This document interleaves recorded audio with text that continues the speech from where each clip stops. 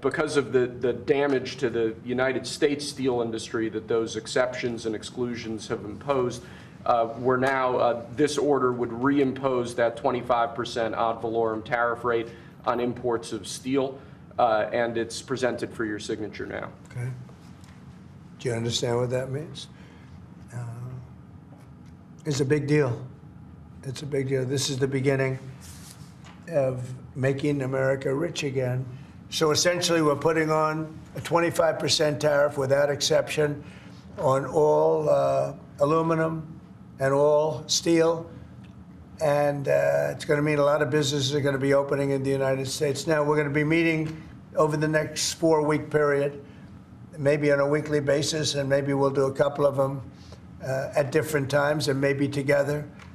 But we'll be talking about other subjects like cars. We'll be talking about drugs and pharmaceuticals. We'll be discussing chips. And we're going to be doing some other things in addition to that, all which will bring in a lot of jobs into our country. Cars is going to be a very big one and a very important one. And America is going to be stronger than it ever was before. Okay? We have aluminum still to sign Okay, here, let's sir. go. So with respect to aluminum, similarly to steel, since 2018, a large number of exceptions and exemptions have been added into the law. This eliminates all of those and also increases the ad valorem tariff rate from 10 to 25%.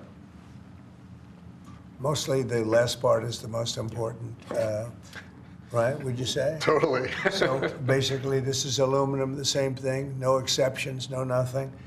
And it's going to bring our aluminum business back and may go higher. I mean, frankly, it may go higher. So the Australian Prime Minister has said that you are considering an exemption from Australia on steel. Is that correct? And why? I just spoke to him, very fine man, and he has a surplus. I mean, we have a surplus with Australia, one of the few.